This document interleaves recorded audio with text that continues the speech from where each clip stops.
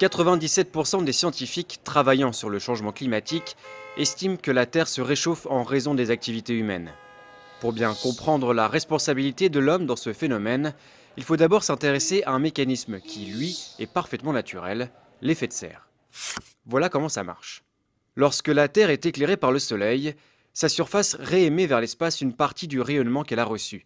Sauf que les gaz à effet de serre, comme le dioxyde de carbone, le méthane ou le protoxyde d'azote, retiennent une partie de ce rayonnement infrarouge émis par la Terre et lui renvoient, ce qui contribue à la réchauffer.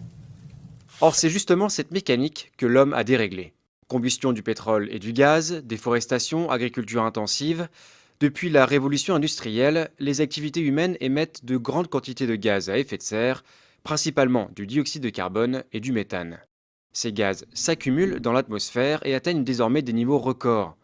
Pour le CO2, par exemple, sa concentration est passée de 270 parties par million à la fin du 19e siècle à près de 400 parties par million aujourd'hui. C'est la concentration la plus forte depuis 800 000 ans au moins. Conséquence, l'effet de serre s'intensifie. Le surplus d'énergie introduit aujourd'hui par l'homme dans la machine climatique est à peu près l'équivalent de 3 petites bombes atomiques explosant à chaque seconde. Et les conséquences sont dramatiques.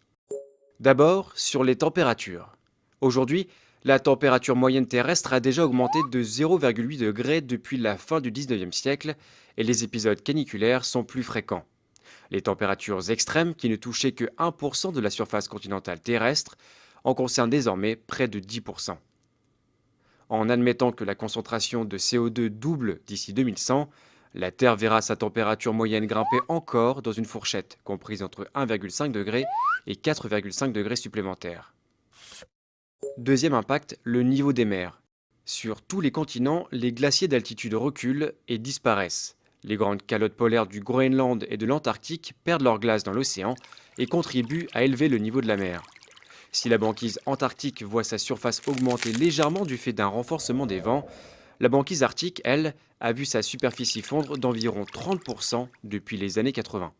Résultat, le taux moyen d'élévation de l'océan est aujourd'hui d'environ 3,3 mm par an, mais ce taux est appelé à s'accroître à mesure que les émissions se poursuivent. Déjà montés d'une vingtaine de centimètres en un siècle, les océans pourraient s'élever, dans le pire des scénarios, d'1 mètre d'ici 2100. Les petits États insulaires du Pacifique ou de l'océan Indien, comme les Maldives, seront les premiers à disparaître. Troisième élément directement touché par le réchauffement climatique, les précipitations. Dans les latitudes moyennes et hautes de l'hémisphère nord, les scientifiques s'attendent à davantage de pluie. En Californie ou dans le bassin méditerranéen, ainsi que dans toutes les régions déjà arides, ils prévoient des sécheresses plus longues et plus fréquentes, ainsi qu'une réduction du débit des fleuves. Le problème, c'est que les centrales thermiques et nucléaires sont justement refroidies par les cours d'eau. Ceci pourrait donc avoir des répercussions importantes sur la production d'électricité. Enfin, l'un des effets les plus méconnus et les plus inquiétants du changement climatique en cours reste l'acidification des océans. Le CO2 excédentaire se dissout en effet dans les eaux de surface et les rend plus acides. La rapidité de ce phénomène est inédite depuis 300 millions d'années et les scientifiques ignorent les effets qu'il aura d'ici à quelques décennies. Les coquillages et certains planctons qui constituent le socle de la chaîne alimentaire pourraient ne pas pouvoir s'y adapter.